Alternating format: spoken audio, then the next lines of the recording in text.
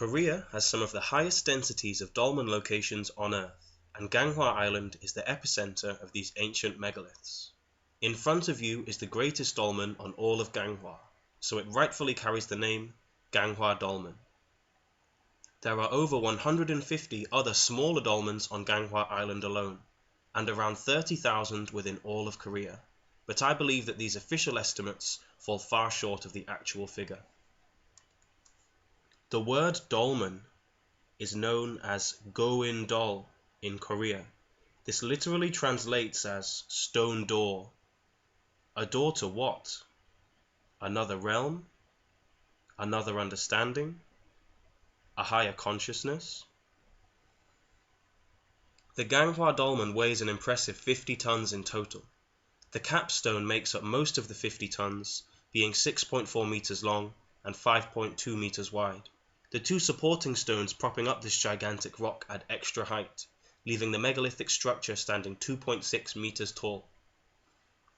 As ever, the official story is that they were created by Bronze Age chieftains, because their skeletons can be found underneath.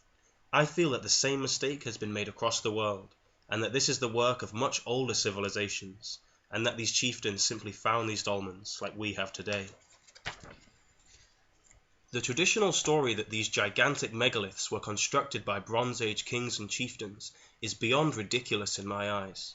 The entire basis for this official theory is that a skeleton has been found underneath a particular dolmen that is accompanied by bronze artifacts. Such items include swords, spears, shields, and jewelry. From these artifacts alone, mainstream archaeologists deduce that these huge pure stone structures of colossal weights must belong to the culture that placed a body underneath them, along with a few pieces of bronze. That may be the official explanation, but I think that that falls far short of a decent answer. Why on earth does a basic understanding of metallurgy in relation to tin and copper prove that the bearers of such bronze possessions could erect these massive pure stone structures? If you can create a bronze sword that weighs no more than a few kilograms, why should you be able to build stone structures out of boulders that weigh tens of tons each? That just doesn't make sense or fit together in my mind. The idea that Bronze Age kings and chieftains rediscovered these sites and then decided to perform spiritual ceremonies and ultimately be buried around or underneath them makes a great deal more sense to me. So why don't more academics see this situation this way too? One of the great problems is that we cannot carbon date stone. We could use other dating methods to work out when the stone was created, but that does nothing to tell us when the stone was carved, reshaped, or erected. So instead we have to rely upon organic material such as bones, tools, and pottery. The huge problem here is that any culture moving into a site will contaminate the previous record. Humans moving into a previously occupied area will interfere with the earlier geological and archaeological record, thus tainting and damaging the previously datable material.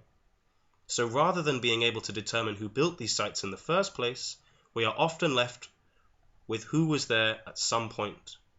As solid stone boulders will last longer than any perishable material, it is safe to assume that many cultures could have lived in and around these stone sites over the millennia. So who knows who initially built them? This is why I think it is more reasonable to assume that the society that produced bronze ornaments and valued these fascinating structures is not necessarily the same society that built them. We value their presence and wonder beneath them today, so surely previous societies did just the same. I believe that the dolmens of Ganghwa Island have a much more mysterious and far more ancient past than is presently accepted in mainstream academia. Just looking at the intensely weathered stone blocks themselves, they seem far more ancient than any perishable material found in their vicinity. I am no geologist, but I do believe that these beautiful structures are a great deal more ancient than what we have been told, and that they serve a higher spiritual purpose. Thank you for listening, and good night.